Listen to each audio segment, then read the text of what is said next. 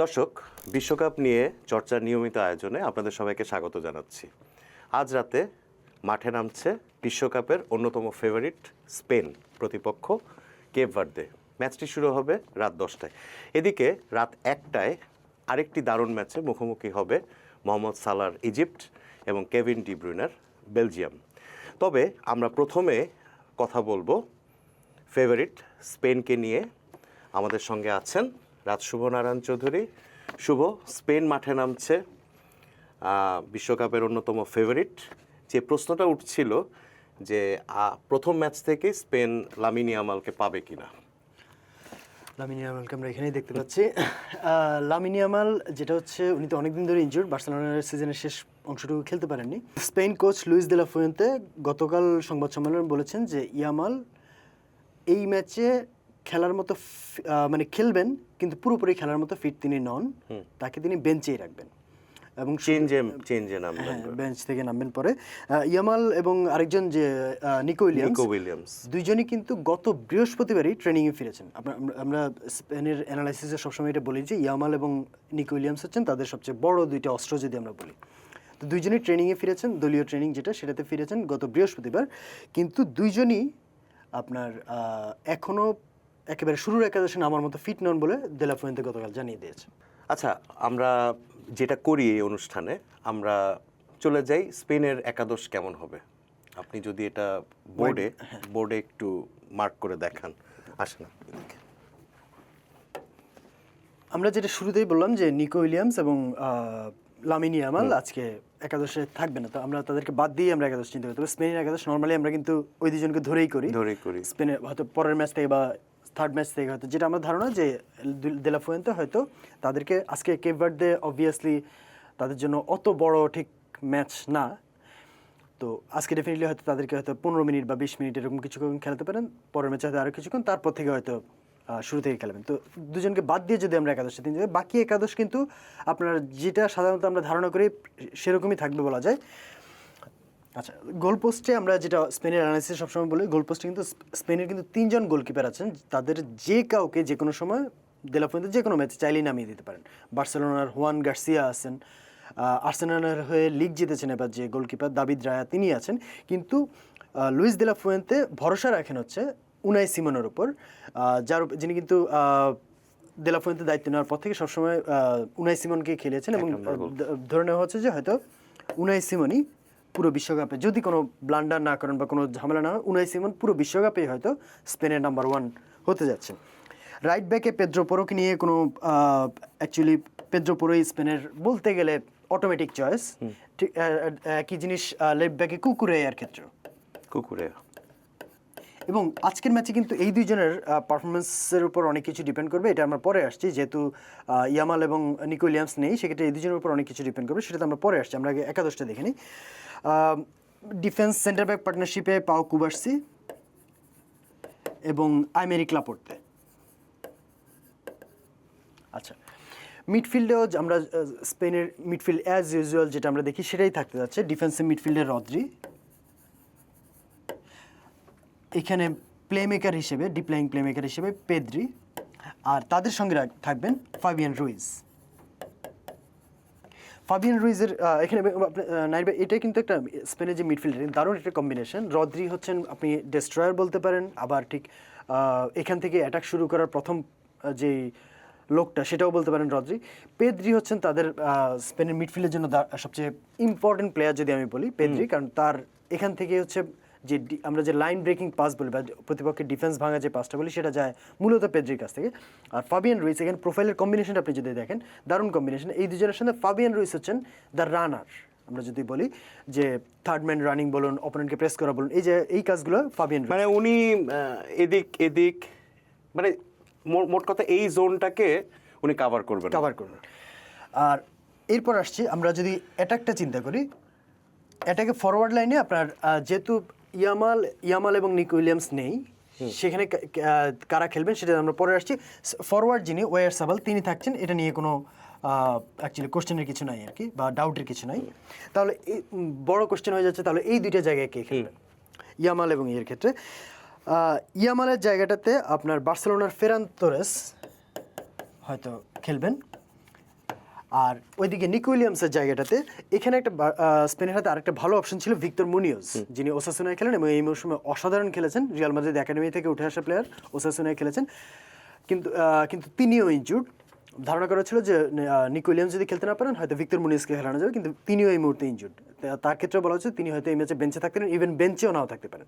So Victor মুনিওজ যখন নেই সেক্ষেত্রে আসলে লুইস দে লা ফুয়েন্তেরাতে অপশনই খুব কম আছে, এক্ষেত্রে ধারণা করা হচ্ছে। বাট আরেকটা দারুণ অস্ত্র আছে দে লা ফুয়েন্তেরাতে, সেটা হচ্ছে অ্যালেক্স বায়েনা। অসাধারণ একজন প্লেয়ার, একটু হয়তো তার মেজাজে একটু প্রবলেম আছে, বাট তার প্লে মেকিং এবং ক্রিয়েটিভিটির দিক থেকে মানে বায়নাকে চাইলে দে লা ফুয়েন্তে মিডফিল্ডেও কোনো জায়গায় খেলাতে পারেন, আবার উইংয়েও কোনো জায়গায় খেলাতে পারেন। তো আজকে হয়তো তাকে লেফট উইংয়ে দেখা যেতে পারে। এখন আমি যে কারণে বলছিলাম যে পেদ্রো পোরো এবং কুকুরের রোলটা আজকে কেন বেশি ইম্পর্টেন্ট, আমরা বায়না এবং ফেরান তোরেসের সঙ্গে ইয়ামাল এবং নিকো উইলিয়ামসের যে পার্থক্যটা, নিকো উইলিয়ামস এবং ইয়ামাল কিন্তু আপনার একেবারে টাচ লাইন, মানে যখন স্পেনের বলটা এইখানে কোনো জায়গায় থাকে কারো পায়ে, ইয়ামাল বা নিকো উইলিয়ামসকে আপনি দেখবেন হচ্ছে একেবারে টাচ লাইন ধরে, টাচ লাইন বলতে এই জোনে, হ্যাঁ এই জোনটাতে তারা থাকেন। এখান থেকে হয়তো, কারণ তখন অপোনেন্ট এই জায়গাটাতে যদি স্পেস থাকে, স্পেস ধরে দৌড়ানো বা বল পেয়ে ভেতরের দিকে ঢুকে যাও, এই কাজগুলো। এখন এই দুইজন মানে ইয়ামাল এবং উইলিয়ামসের যে পেস, সেটা কিন্তু আপনি আবার ফেরান তোরেস এবং বায়নার কাছ থেকে পাবেন না। এবং এই দুজন হচ্ছে আপনার ভিতর থেকে মানে বাইরে থেকে ভেতরের দিকে বেশি ঢুকতে পছন্দ করেন। হ্যাঁ, সো সেক্ষেত্রে এরা দুজন যখন ঢুকে যাবেন, তখন আমরা যেটাকে উইথ বলি বা মাঠ বড় করে খেলা বলি, সেক্ষেত্রে এই স্পেসটা কভার করার জন্য আপনার কুকুরিয়া সবসময় এমনিতেই উঠে যান। এটা ইয়ামাল বা নিকো উইলিয়ামস থাকলেও পেদ্রো পোরো হয়তো অন্য সময় খুব বেশি ওঠেন না, সেই কাজটা এই দুজনকে হয়তো অনেক বেশি করতে হয়। পেদ্রো পোরোর ক্ষেত্রে অবশ্যই একটু হতে পারে যে পেদ্রো পোরো এতটুকু পর্যন্ত উঠলেন, সেই জায়গায় যে ফাবিয়ান রুইসের যে রোলটার কথা বলছিলাম, যে ফেরান তোরেস যদি ঢুকে যান, আপনি অনেক সময় হয়তো খেয়াল করবেন যে ফাবিয়ান রুইস এই জায়গাটা কভার করছেন। চমৎকার বিশ্লেষণ দিলেন স্পেনের। আসলে আমরা বুঝতে পারলাম যে ইয়ামাল বা নিকো উইলিয়ামস না খেললে আসলে চেহারাটা কেমন হবে। আচ্ছা, একটা প্রশ্ন আমার মাথায় আসছে শুভ, গতকাল রাতে জার্মানি এবং কুরাসাওয়ের ম্যাচটা আপনি নিশ্চয়ই দেখেছেন। তো কেপ ভার্দে নতুন খেলতে এসেছে, যদিও তারা ক্যামেরুনকে পেছনে ফেলে, তাদের গ্রুপে ক্যামেরুনকে পেছনে ফেলে কেপ ভার্দে এসেছে এবং তারা নিজেদের দেশে যে ম্যাচগুলো খেলেছে বাছাইবার প্রত্যেকটা ম্যাচই তারা জিতেছে। খুব মানে তাও একটা নতুন দল। তো এটা কি আরেকটা কুরাসাও কি আশঙ্কা করছেন? কুরাসাও জার্মানি ম্যাচ হচ্ছে, স্পেন অবভিয়াসলি হট ফেভারিট এবার। হ্যাঁ নাইবে, এখানে একটা জায়গায় কালকে আপনি যদি কুরাসাও এবং জার্মানি ম্যাচটা দেখেন, কুরাসাও কিন্তু আমরা সাধারণত ছোট দলগুলো যারা নতুন আসছে বা স্পেশালি এমন জার্মানির মতো বড় দলের বিপক্ষে যখন খেলছে, তখন আমরা সাধারণত দলগুলোর প্রতিপক্ষের কাছ থেকে কী আশা করি কুরাসাওর মতো দলগুলোর কাছ থেকে, যে তারা একেবারে ডিফেন্সে জমাট হয়ে থাকবে, কাউন্টার অ্যাটাকের সুযোগ পেলে উঠবে। কুরাসাও কিন্তু তা করেনি। আপনি যদি ম্যাচটা দেখে থাকেন, খেয়াল করে দেখেন, কুরাসাও কিন্তু, হ্যাঁ এটা তো হবেই যে জার্মানি অ্যাটাকে গেলে তাদেরকে ডিফেন্সে থাকতে হবে, বাট কুরাসাও কিন্তু যখন বল পায় তারা কিন্তু বেশ অ্যাটাকিং, যারা মানে ওই বাসপার্ক জাতীয় খেলা, বাসপার্ক ধরনের খেলা খেলেন। এবং সেটাই আলটিমেটলি, যেহেতু আপনার প্লেয়ার টু প্লেয়ার কোয়ালিটিতে আপনার জার্মানির চেয়ে কুরাসাও অবভিয়াসলি অনেক পেছনে, ওই জায়গাটাতে হয়তো ইন্ডিভিজুয়াল স্কিলের জায়গাটাতে হয়তো ওরা আটকে গেছে, সেখানে হয়তো গোলগুলো খেয়ে গেছে। কিন্তু কেপ ভার্দের জায়গায় আমি কেন মানে আমি হয়তো অনুমান করছি যে হয়তো হ্যাঁ স্পেন হয়তো আলটিমেটলি গোল করবে, স্পেন ইন্ডিভিজুয়াল স্কিলে অনেক এগিয়ে, আলটিমেটলি হয়তো 3-4 গোলও করে ফেলতে পারে। বাট জার্মানির মতো সাথে কেন আমি ধারণা করছি হবে না, তার একটা বড় কারণ হচ্ছে আপনি যেটা বললেন যে কেপ ভার্দে তাদের গ্রুপে ক্যামেরুনকে পেছনে ফেলেই বাছাই পড়বে, ক্যামেরুনকে পেছনে ফেলে সরাসরি বিশ্বকাপে জায়গা করে নিয়েছে এবং নিজেদের মাঠে যে 5টা ম্যাচ, 10টা ম্যাচের মধ্যে 5টা ম্যাচ তো নিজেদের মাঠে খেলেছে, সবগুলো জিতেছে। আর একটা ইন্টারেস্টিং ফ্যাক্ট হচ্ছে ওই 5টা ম্যাচে তারা একটা গোলও হয়নি। এবং তাদের কোচ পেদ্রো লাইতেও ব্রিতো, যার ডাকনাম হচ্ছে বুবিস্তা কেপ ভার্দের এক্স ডিফেন্ডার এবং ক্যাপ্টেন ছিলেন, তিনি 2020-এর দায়িত্ব নেওয়ার পর থেকে এনশিওর করেছেন যে কেপ ভার্দ থেকে তিনি একটা, আমরা যে বলি না হার্ড টু বিট, হারানো কঠিন, এরকম একটা দলে পরিণত করে। এবং তার বড় অস্ত্র হচ্ছে যেটা কুরাসাওর সাথে কেপ ভার্দের পার্থক্য, কেপ ভার্দে ইউজুয়াল যে আমরা ছোট দলগুলোর কাছ থেকে যেটা এক্সপেক্ট করি, তারা নিজেদের ডিফেন্স জমাট রেখে কাউন্টার অ্যাটাকে যায়, যে মানে বল যখন পাবে তখন কাউন্টার অ্যাটাকে দ্রুত গতিতে উঠে যাওয়া যেই ট্যাকটিক্সটা, ওইটা তো রাখলে। সো ওই জায়গাটাতে হয়তো মানে কেপ ভার্দে আর কুরাসাওর মধ্যে পার্থক্য, এবং এই কারণে আমি ধারণা করছি হয়তো একেবারে এক ধরনের কিছু না হওয়ার প্রবাবিলিটি বেশি আর কি। আচ্ছা শুভ, আমরা পরের ম্যাচটাতে যাই, পরের ম্যাচ নিয়ে আলোচনা করি। বেলজিয়াম ইজিপ্ট, মোহাম্মদ সালাহ বনাম কেভিন ডি ব্রুইনে। কেমন হবে ম্যাচটা? ওয়েল, এক সময় আমরা ইংলিশ প্রিমিয়ার লিগে লিভারপুল ভার্সেস ম্যান সিটি ওই ফ্লেয়ারটা পাওয়া যাবে কিনা? না, ওইটা হয়তো পাবেন না, কারণ হচ্ছে আপনার বেলজিয়াম এবং ইজিপ্টের মধ্যে টিমের কোয়ালিটিতে মানে বেশ বড় একটা ব্যবধান আছে। বেলজিয়াম যদিও গত মানে 2018 বা 2018 পর্যন্ত বলবো, 2018 পর্যন্ত তাদের একটা গোল্ডেন জেনারেশন ছিল। ডি ব্রুইনে তো ছিলেন, কোর্তুয়া এবারও আছেন, তাদের সঙ্গে হ্যাজার্ড ছিলেন। তো ওই জায়গাটা, ওই গোল্ডেন জেনারেশনটা এখন আর নেই। বেলজিয়াম হ্যাঁ এখনও ট্যাকটিক্যালি বেশ ভালো দল, এখনও ইউরোপের একেবারে টপটা না হলেও ঠিক কাছাকাছি অবস্থানে থাকা একটা দল। বাট তার তুলনায় আপনি যখন ইজিপ্টের সঙ্গে তুলনা করেন, ইজিপ্ট অনেক পেছনে একটা দল। আপনি ইজিপ্টের যদি টিম দেখেন, এক সালার বাইরে আপনি এবার নিয়ে বোধহয় তৃতীয়বারের মতো তারা বিশ্বকাপ খেলছে। এবং যেটা বলা হয় সালা এবং ইজিপ্ট একটা এনিগমার মতো। ইজিপ্ট 7 বার আফ্রিকান নেশনস কাপ জিতেছে, কিন্তু বিশ্বকাপে তাদের পারফরমেন্স কখনোই খুব একটা ভালো না। আবার এট দ্য সেম টাইম সালা 2011 সালে জাতীয় দলে এসেছেন, ইজিপ্ট তারপর থেকে আর আফ্রিকান নেশনস কাপ জেতেনি। এটা অদ্ভুত ব্যাপার। তো এবং আপনি যদি ইজিপ্টের এখনকার টিমটা দেখেন, সালার বাইরে এখন অবশ্য মারমুশ আছেন, যে ম্যানচেস্টার সিটি স্ট্রাইকার, যদিও তিনি ম্যানচেস্টার সিটিতে এই মৌসুমে সদ্য সমাপ্ত মৌসুমে খুব বেশি রেগুলার খেলার সুযোগ পাননি। অবশ্য আর্লিং হাল্যান্ড থাকার কারণে খুব বেশি সুযোগ পাওয়ার এমনিতেও কথা ছিল না, বাট এর আগের সিজনে যতটা খেলেছেন এই সিজনে ততটাও খেলতে পারেননি। তো ইজিপ্ট একেবারে পুরোপুরি ইন্ডিভিজুয়াল কোয়ালিটির উপর ডিপেন্ডেন্ট, সালা এবং মারমুশ। এর বাইরে আপনি যে প্লেয়াররা আছেন ভালো প্লেয়ার, বাট আপনি ঠিক বেলজিয়ামের সঙ্গে যখন তুলনা করবেন, ঠিক প্লেয়ার টু প্লেয়ার কম্প্যারিজনে খুব বেশি মানে সমান না আর কি। তো সেই জায়গাটাতে ঠিক একটা মিসম্যাচই বলতে পারেন যে ইজিপ্টের সঙ্গে বেলজিয়ামের ম্যাচটা আর কি। আচ্ছা, আমরা সবসময় এই অনুষ্ঠানে একটা বিষয় নিয়ে আমরা আলোচনা করি, একটা আমাদের পয়েন্ট থাকে যে কোন জায়গায় কোন ম্যাচের ডিফারেন্স তৈরি হবে বা কোন জায়গায় টার্নিং পয়েন্ট হবে। আমি এখানে আপনাকে প্রশ্ন করতে চাই, আপনি যেহেতু অনেকটা বলে দিলেন যে দুই দলের পার্থক্য, ইজিপ্ট কোন জায়গায় মানে বেলজিয়ামের ফাঁকফোকরগুলো বের করতে পারে, একটু যদি আপনি আমরা উল্টা করে বলো। হ্যাঁ, হোয়াইট বোর্ডে যদি আমরা দেখি, আমরা আচ্ছা এখানে আমরা পুরো ইয়েতে যাচ্ছি না, সেটা হচ্ছে আপনার আমরা দুই দলের ফরমেশনটা যদি আমরা একটু চিন্তা করি। বেলজিয়াম খেলে মূলত 4-3-3, এখানে গোলকিপার তো থাকছেন, 3 মিডফিল্ডার আপনার, আর এদিকে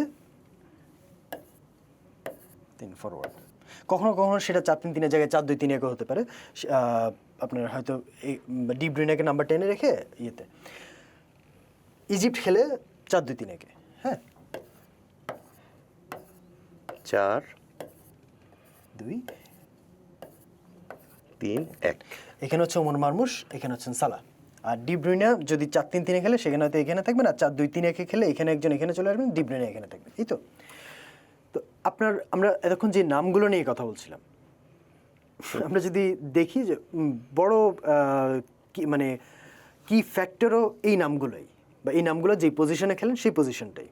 আপনি যদি ইজিপ্টের দিক থেকে দেখেন, ইজিপ্টের অ্যাটাকটা হেভিলি সালা ওরিয়েন্টেড। সালা এই জায়গাটা থাকবেন, এই জায়গায় মারমুশ,